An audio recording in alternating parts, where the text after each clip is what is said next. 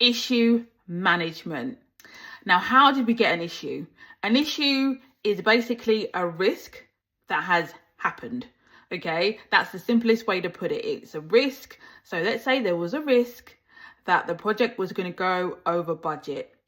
Okay, maybe you put some mitigations around it. Maybe you had somebody who was owning those mitigations, those actions, but for whatever reason, you went over the budget. It is now an issue.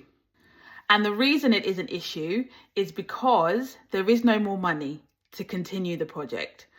That is a problem. The very first thing that you need to do is highlight it to your senior managers. Write an exception report, let them know that unfortunately the project has gone over budget. You understand that there are no more funds for the project and you need some kind of guidance on the next steps. In that report, you can also say what you recommend. So I would suggest that you actually come up with some recommendations for them to consider. It doesn't look very good if you as the project manager, you've allowed one of your risks to become an issue, but you also don't have anything that can mitigate that issue either. So definitely suggest some things to them that can help with the issue.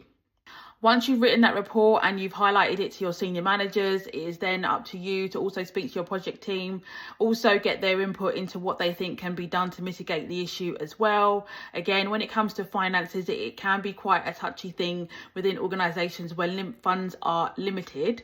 So again, having those conversations, communicating with people is really important.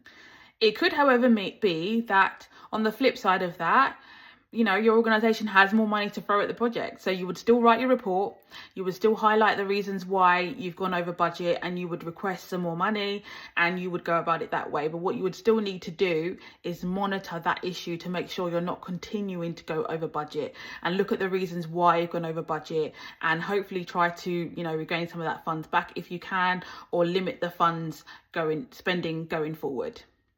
Let me know if you agree with everything I've said in this video in the comments. Hopefully I'll see you in the next one.